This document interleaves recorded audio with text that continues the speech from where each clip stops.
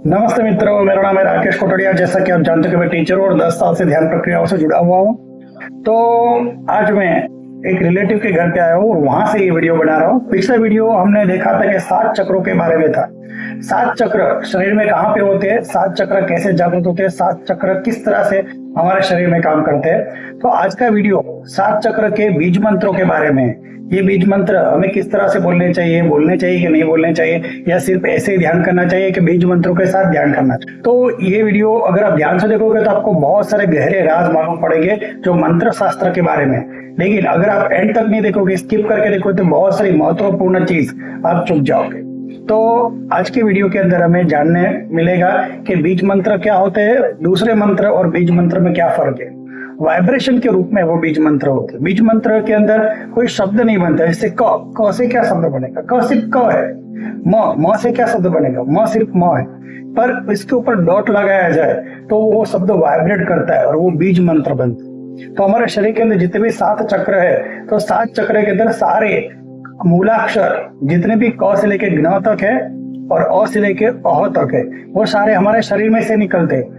तो मंत्र क्या है, शब्दों का विशिष्ट समूह। जो शब्द बोलने के द्वारा हवा में एनर्जी बनती है, वो एनर्जी के हिसाब से आपके शरीर के अंदर ऊर्जाओं में चेंज आते हैं। जैसे मैं कुछ भी बोल रहा हूँ तो कुछ भी बोल रहा हूँ, लेकिन कुछ भी बोल रहा हूँ लेकिन अंदर से शब्द आ रहे क ख ग बस। तो जो क है वो विशिष्ट चक्र में से निकलता है। तो एक एक चक्र के साथ बहुत सारे शब्द संयोजित है। जैसे कि मूलाधार चक्र के अंदर लम, उसके साथ 4 पंखुड़ियां, उसके अंदर दूसरे भी अक्षर उसके साथ कनेक्टेड है। इस तरह से जब दूसरा चक्र है स्वाधिष्ठान चक्र, स्वाधिष्ठान चक्र के अंदर दूसरी पंखुड़ियों के अंदर दूसरे शब्द संयोजित है। तो असल में लम वम रम यम शम, इस तरह से जो 7 बीज मंत्र है उसके साथ बहुत सारे बीज मंत्र जुड़े हुए हैं। तो कहने का मतलब ये बीज मंत्र मतलब क्या कि एक एक अक्षर जो भी मैं बोल रहा हूँ वो अंदर से ही तो आ रहा है। तो शरीर के अंदर ही वो वाइब्रेशन है, वो वाइब्रेशन को यूज करके आप शब्द और वाक्य बोलते हैं। अगर वो चक्रों का यूज ही नहीं करेंगे तब कुछ बोल ही नहीं पाओगे। तो जो कुछ भी हम बोलते हैं, अच्छा या बुरा, उन चक्रों के अंदर से आता है। तो जब हम अच्छे शब्द बोलते हैं तो अच्छे चक्र के साथ जुड़े हुए वर्ड्स निकलते हैं, और अगर हम कुछ बुरी चीजें बोलते हैं, गालियां बोलते हैं, तो अंदर से वो चक्र के खराब कॉम्बिनेशन बन के वो शब्द बाहर निकलते हैं। तो कौन से शब्द अच्छे हैं, कौन से शब्द बुरे, जो भी मैं आपके साथ बात कर रहा हूँ उसमें से कुछ शब्द अच्छे होंगे और कुछ शब्द बुरे होंगे, मुझे नहीं पता। क्योंकि अंदर शरीर के अंदर कहते जाए ना, तो अ से अह और क से ज्ञ, कुल मिला के 45 प्रकार के अक्षर होते हैं। तो क्या 45 अक्षर ये बोलते हैं? नहीं, 45 अक्षर किसी किसी अलग अलग तरीके से कॉम्बिनेशन परमुटेशन में आते हैं। मतलब इतने प्रकार के होते हैं। जैसे क का की क ले हम, तो किसी एक चक्र के अंदर क मौजूद है, लेकिन उसके कंठ चक्र के साथ अ आ ई जुड़ा हुआ, तो क के साथ कितने सारे क का की इस तरह से बन गए। तो बचपन से हम जो क ख ग जो 12 अक्षरी सीखते हैं, वो असल में 12 अक्षरी हमारे अंदर मौजूद है। तो जब हम कुछ भी बोलते हैं तो हमारे किसी विशिष्ट चक्र के अंदर उसकी इफेक्ट आती है। चाहे आपको पता हो या न पता हो, कुछ भी बोलने से आपके शरीर के अंदर का संतुलन या तो ठीक होता है या तो संतुलन बिगड़ता है। इसलिए हमेशा कहा गया अच्छे शब्द का इस्तेमाल करना चाहिए। जितना अच्छे शब्द का इस्तेमाल करेंगे शरीर के चक्र शुद्धिकरण होंगे, जितने ही बुरे शब्द का इस्तेमाल करेंगे हमारे अंदर के चक्रों के ऊर्जा ही बिगड़ेगी। तो कौन से शब्द अच्छे हैं, कौन सा शब्द बुरे हैं, वो हमें जनरली पता है। लेकिन कुछ शब्द अच्छे हैं, कुछ शब्द बुरे हैं, लेकिन कुछ शब्द को मंत्र कहा गया है। तो कुछ शब्द को मंत्र क्यों कहा गया है? क्योंकि वो आपके अंदर की ऊर्जाओं को ऊपर उठाते हैं। तो कुछ मंत्र बोलने से हमारे शरीर की ऊर्जा है बिल्कुल बीच में मूलाधार चक्र से होती हुई सहस्त्रार चक्र तक सुषुम्ना नाड़ी के द्वारा बीच में जाती है, और ये मंत्र के द्वारा होता है। ये मंत्र गुप्त होते हैं। आजकल तो सारे पवित्र और महान मंत्र नेट पे मौजूद है, पर ऐसे हजारों लाखों मंत्र, उसमें से कौन सा मंत्र आपका है वो आपको कैसे पता चलेगा? जैसे कि कोई बीमार है तो विशिष्ट प्रकार की दवा देने से उसकी बीमारी ठीक होगी। अगर उसको कोई बीमारी है और दवा किसी और दे दी तो फिर क्या, वो बीमारी ठीक होने की जगह बढ़ जाएगी।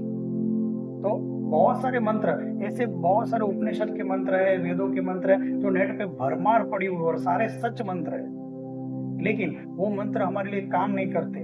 क्यों नहीं काम करते? क्योंकि वो मंत्र हमारे लिए है या नहीं कैसे पता चलेगा? तो वो मंत्र की जिसने साधना की हो, जो सच में हजारों हजारों दिनों तक या फिर कितने सालों तक या जीवन भर किसी मंत्र की साधना करके उस मंत्र को जागृत किया हो। आप कहोगे मंत्र जागृत क्या होता है? कोई भी मंत्र 1,20,000 से ज्यादा बार बोला गया हो तो मंत्र जागृत हो जाता है और आपके अंदर वो एक्टिव होने लगता है। और मतलब एक्टिव होने लगा मतलब ऐसा नहीं कि आपके अंदर अद्भुत शक्ति आ गई, ऐसा नहीं। एक ऐसा होता है कि आपके पास कार है लेकिन बंद है, तो आप उसकी शीशे ऊपर नीचे करते हो, उसके दरवाजे बंद चालू करते हो तो कार चालू नहीं होगी। विशिष्ट जगह पे चाबी घुमाने से वो कार स्टार्ट हो गई, और कार स्टार्ट हुई तो इसका मतलब नहीं कि 100 की स्पीड में भागने लगी। वो स्टार्ट हुई है, उसको कंट्रोल करना, गियर करना, फिर क्लच दबाना, ये सब बहुत काम करने के बाद वो कार धीरे धीरे चलती। तो कार स्टार्ट हो जाना वो वहां पर पहुंचने का काम नहीं है। तो कहने का मतलब बाइक को स्टार्ट कर दिया तो पहुंच नहीं गए, वो स्टार्ट हुआ है, उसको कंट्रोल करके उसके साथ चलना, तभी ये मंजिल तक पहुंचते हैं। तो जो मंत्र है पहले तो बंद है, नेट पे सारे भी मंत्र, विशिष्ट प्रकार के अद्भुत मंत्र नेट पे सारे मौजूद है। महान महान तपस्वियों के महान महान मंत्र मौजूद है, लेकिन इनको किस तरह से झपा जाए, इनकी किस तरह से प्रक्रिया है, वो सूक्ष्म प्रक्रिया जब तक सच्चे गुरु के पास आप जाती नहीं हो, जब तक आप उनको समर्पित नहीं होते हो, जब तक आप उनकी बात फॉलो नहीं करते हो, तब तक वो गुप्त रहस्य बताएंगे नहीं। वरना क्या, आपके पास माइक तो है लेकिन चालू करने की चाबी नहीं है। तो सारे महान मंत्र नेट पे भर भर के भरे पड़े, लेकिन हम बोलते तो उसका कोई फायदा नहीं मिलता, क्योंकि उस मंत्र के साथ गुप्त प्रक्रिया जुड़ी हुई है। जब तक आप समर्पित भाव से उनसे नहीं जुड़ते तो तब तक वो आपके पहले एग्जाम लेते, आपको चेक करते। जब आपके अंदर कोई ईगो नहीं होता, जब आपके अंदर कोई क्या कहते हैं विशिष्ट प्रकार की द्वेष भावना नहीं होती, तब आप एकदम मैच्योर हो जाते हो, तब जाके वो सूक्ष्म प्रक्रिया बताई जाती है, तब वो मंत्र कार्यरत हो। तो जब आप 1,20,000 बार तो हम बोलने से रहे, लेकिन जो भी वो मंत्र बोलते हैं उन्होंने शायद 1,20,000 बार बोल भी दिए होंगे, लेकिन वो मंत्र शक्तिशाली नहीं हुए, सिर्फ स्टार्ट हुए। लेकिन ज्यादा ज्यादा जपने से, अपने अंदर से अभिमान निकालने से, अपने अंदर की ईर्ष्या निकालने से, अपने अंदर लोभ निकालने से, मोह निकालने के बाद वो मंत्र और शक्तिशाली हो जाता है। तो अपना तो भला होता ही है, लेकिन उनके साथ जुड़े हुए लोगों का भी धीरे धीरे भला होने लगता है। क्यों? उनका पूरा ध्यान अब उस मंत्र साधना पे, ध्यान साधना पे, ध्यान करने के अंदर है। तो उनका पूरा जीवन ही उस प्रक्रिया में चला जाता है जिसपे दुनिया को कोई इंटरेस्ट नहीं है, रस नहीं है। अब ऐसे लोग अपने अंदर ही सूक्ष्म साधना करते रहते। दूसरा, जब मंत्र बोलते हैं तो उसकी इफेक्ट उतनी नहीं होती। जब वो मंत्र अंदर से बोला जाता है, तो जब मंत्र अंदर से बोला जाता है तो मौन के अंदर, जैसे कि आप बोलते हो ओम नमः शिवाय, तो उसका इतना इफेक्ट प्रभाव नहीं है, पर जितना मन के अंदर बोले तो उसका 108 गुना फल मिलता है। ऐसा मैंने जाना हुआ है, ऐसा मैंने समझा हुआ है। तो कहने का मतलब कि आप जब मंत्र बोलते हो तो बोल के जब बोलते हो तो दूसरों के चित्त आप पे आता है, लेकिन जब आप मन में बोलते हो तो उसकी ऊर्जा और बढ़ जाती है और वो सीक्रेट रखा जाता है। इसलिए जो मंत्र जाप करते हैं वो ज्यादातर बोलते नहीं, अपने अंदर अंदर अंदर भक्ति से करते हैं, और वो उसकी जो सिद्धि, उसकी जो ऊर्जा उत्पन्न होती है वो भी किसी को नहीं बताते। जैसे बताएंगे लोगों का चित्त उन पे आ जाएगा और लोग उनको परेशान करने लगे। तो अंदर ही अंदर जपना है, अंदर ही अंदर जानना है, और जो कोई लायक इंसान मिले उनकी एग्जाम लेके उनको बताना है। तो अगर उनको प्राप्त भी हुआ है वो ऊर्जा है तो कभी प्रदर्शित नहीं करते, और अगर प्राप्त भी हुआ है तो हजारों लोगों के साथ रहते, लेकिन विशिष्ट इंसान को ही वो उसका रहस्य बताएंगे जो लायक है, जिसके अंदर अभिमान नहीं है, जो न मोह है न लालच है, जो उनके जैसा ही है, तभी उनको ये कहा जाएगा। तो जब वो अपना ज्ञान है पूरी जीवन भर ढूंढते रहते, संत कबीर भी जीवन भर ढूंढते रहते, तो पूरे जीवन भर कबीर ऐसा शिष्य ढूंढते रहे जो उनकी गुप्त प्रक्रिया, गुप्त ज्ञान प्राप्त कर सके। तो जीवन के अंत में उन्होंने जब बहुत रिसर्च किया तब जाके उनको बांधुगढ़ के अंदर धर्मदास नाम के व्यक्ति मिले जो उनके शिष्य भी नहीं थे लेकिन लायक थे। तो कबीर जी ने उनको अपना पूरा ज्ञान दे दिया, भले वो अपने शिष्य नहीं थे तो भी। बिल्कुल ऐसी प्रक्रिया रामकृष्ण परमहंस के साथ हुई। रामकृष्ण परमहंस अत्यंत उच्च प्रकार के साधक बन चुके थे, अत्यंत उच्च प्रकार के तपस्वी बन चुके थे, लेकिन उनके आसपास भी शिष्य थे, लेकिन वो लायक नहीं थे।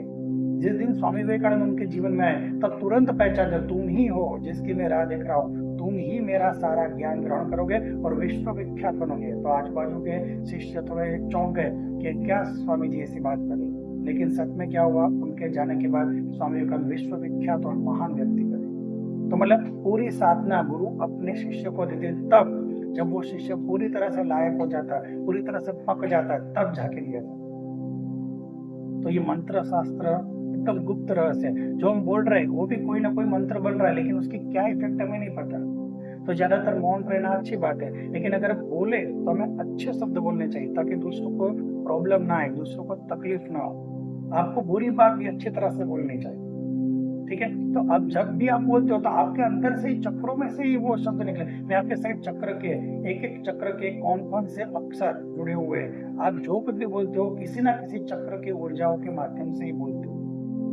तो ये मंत्र और उस चक्रों की ऊर्जाओं को सम्मिलित करके विशिष्ट प्रकार के मंत्र बनाए जाते हैं। वो मंत्र आपको ध्यान के अंदर धीरे धीरे ऊपर की ओर ले जाते हैं, और मंत्र विश्वविख्यात वेदों के मंत्र है और नेट पे भर भर के भरे पड़े, लेकिन चालू नहीं हो रहे। क्यों?